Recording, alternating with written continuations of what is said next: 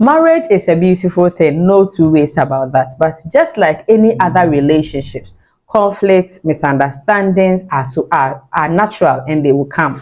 But as wives, most of the times we make some mistakes that if care is not taken, these mistakes are going to have negative impacts on our marriages, which include boundaries in communication. Worst case scenario, it can even lead to divorce. That is why in this video I want to be talking about 15 mistakes that we make as wives. If you are interested, kindly stick with me. I'll be right back.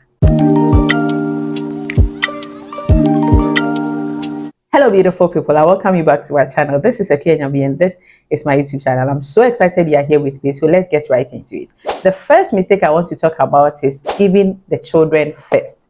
So yes, I know that as mothers we love our children so much and we want to give them our all, our time, our energy, our everything.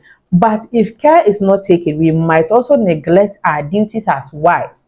We might neglect our husbands, which might make them feel that they are not even wanted, they are not needed, they are not even recognized in the home.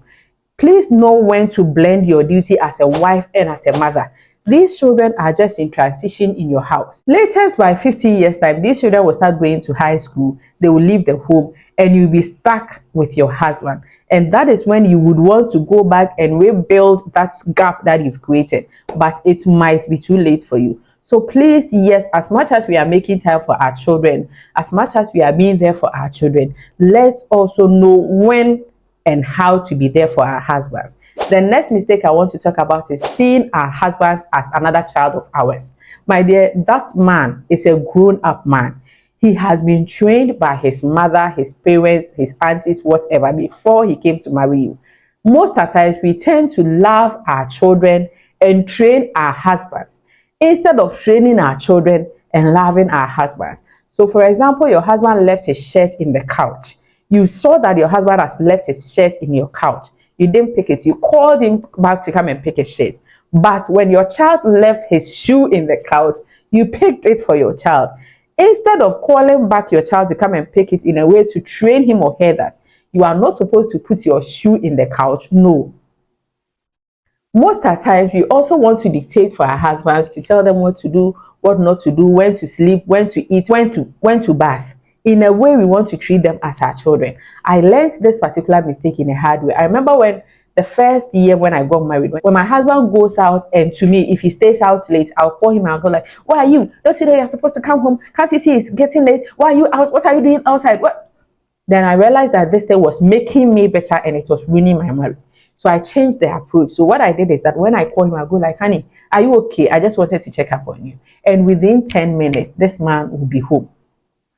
So I realized that by the first approach, I was rather trying to treat him as a son, which he is not. So please and please again, let's learn let's not see our husbands as another child of ours. The next mistake we make is not setting boundaries with in-laws. My dear, relationships with in-laws can be controversial. You are married into a family, but as much as possible, know when what to do and when to do it, what to say and when not to say it. Know when to allow your own parents and your husband's parents to come into your home so that you don't overdo it and then you don't also restrict them. I always say that we take love into marriage, but we use wisdom to sustain marriage. You both have to come to the same page and know how to set boundaries for in-laws from both sides. The next mistake is that you don't learn how to fight right. You see, there are many instances that your case, whatever that you want to address, you are 100% correct, but the approach and how you do it, you will end up going back to apologize on something that you should have been apologized to. Yes, conflicts come, misunderstanding comes. There are moments that you feel that your husband is doing something, your instincts and all those things. But if you don't take care, I was speaking with a lady a day before this video, and she said she suspected the husband cheating. She picked the lady's number from her husband's phone. She called the lady and she told the lady that all the spirits and the rivers and whatever surrounding us should judge whatever that we are doing. And then after she did that, she came back to me asking me that, how do I reverse whatever I said? And so I feel bad. So you see, she had, if what by whatever means that she's suspecting the husband, she could have learned how to fight and handle this thing in a matured way. But then she acted on her emotions. She acted when she was angry. She didn't take time to gather all her evidence to know what to do and what not to do. And so when we do that in a way, we tend to spoil the whole issue and we will end up, as I said, apologizing. So please, ladies, wives, let's learn how to fight well.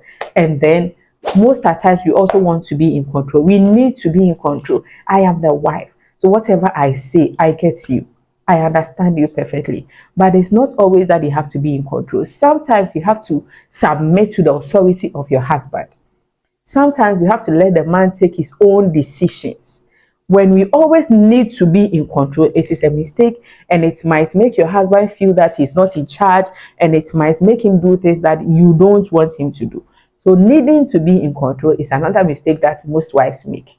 The next mistake I want to talk about is not meeting intimacy needs. So there are many instances that we go like, I am tired, I do everything, I'm the only one who is doing this, who is doing that. Yes, I know, I understand. And so when we get to the bedroom, we tend to realize. There is this TikTok video that I saw that someone was asking a young lady, and the lady was like, Mommy, when him doggy man, and the woman was like, doggy man has fine.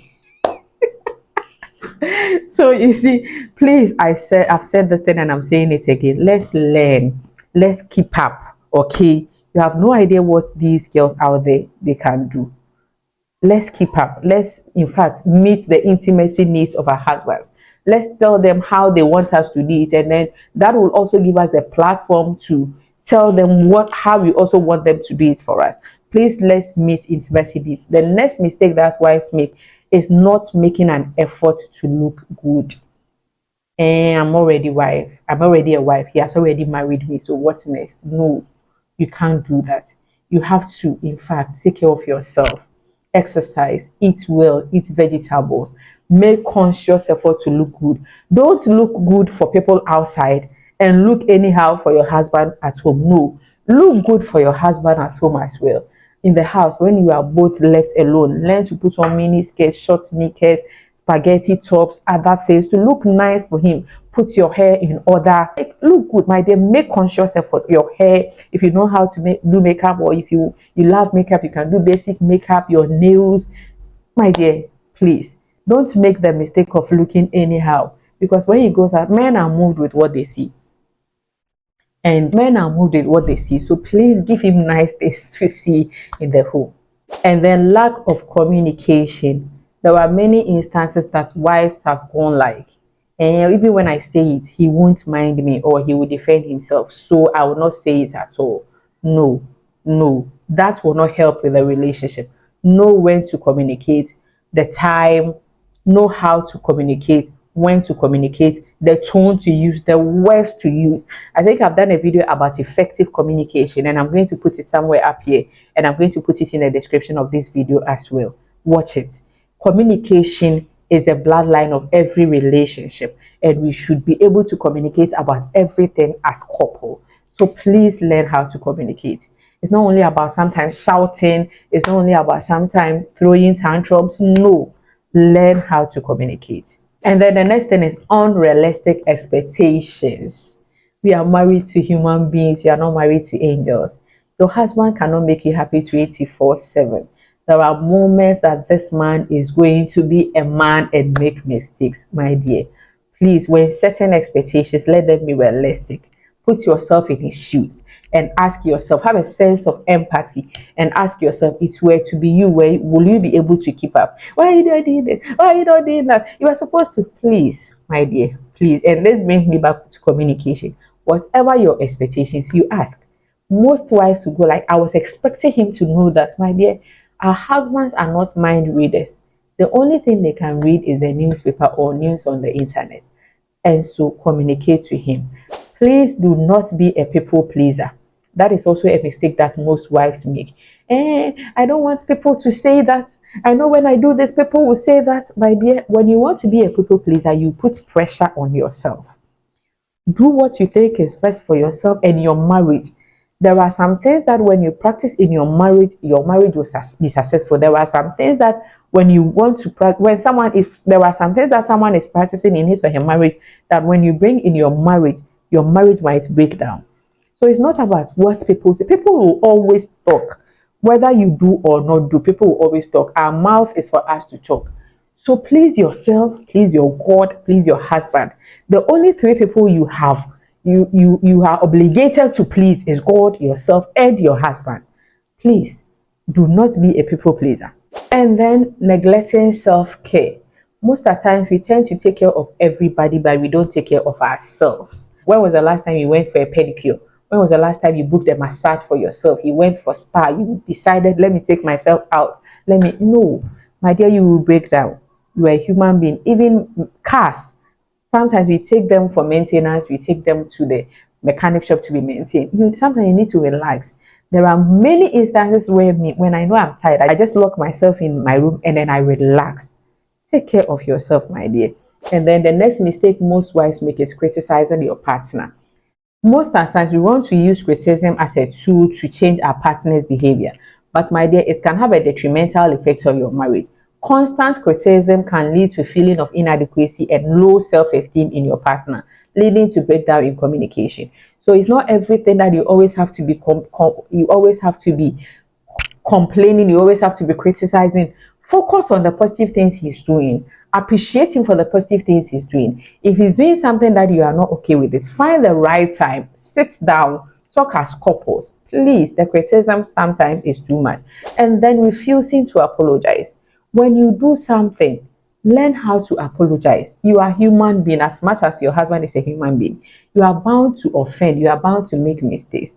Saying sorry, my dear. Sorry, there is nothing again beyond saying sorry when there's an issue that needs to be resolved. Just learn to say sorry. Another mistake that most wives make is not making time for your partner. Yes, I know that we also have to work, we also have to take care of the home, there are domestic activities and all those things. But at least make conscious effort, okay? That 24 hours, at least make some time and say this time is for my partner. And the last mistake I want to talk about is holding grudges. We always hold grudges. Things that happened last year, last 2 years that we should let go. No, you will not let go. And last year you did this, last year you did that, last month. My dear, please and please again, do not hold grudges. So these mistakes have been made. You realize that you are making any of these mistakes. How do you fix these mistakes? The first thing is for you to acknowledge the mistake. Know where you are falling short. Know that no, this thing that I've been doing is not good, and so I should stop. Then you apologize. Learn to apologize. Sweetheart, honey, sweet my husband said this and this and this is what I've realized that I've been doing wrong. And so I just want to make time to apologize to you. Make time, my dear. Just apologize to him. And then after apologizing, communicate to him. Can use communication to fix these mistakes in your marriage. If there's any feeling that you want to express, if there is any way that you want, anything that you think that you need to tell him, you find a respectful and a healthy manner to tell him. And it is very essential that you listen to each other's perspective. You are not always right. There are times that you might be wrong. So listen to his perspective and then take action. You see, recognizing that you have a mistake, you've apologized, you've communicated about it, take action. Make conscious effort. Okay, then I will not be doing this thing again. And then if there is any way that your partner or your husband has offended you, you learn to forgive. I'm sure that if you're able to put this thing into practice and then to try not to make any of these mistakes, your marriage is great. You are going to enjoy your marriage as much as possible. Thank you so much for watching this video to the end. Please subscribe to my channel if you haven't done that, and ask me any question that you have in the comment section and I'll gladly answer. Thank you once again, and I'll see you in the next video.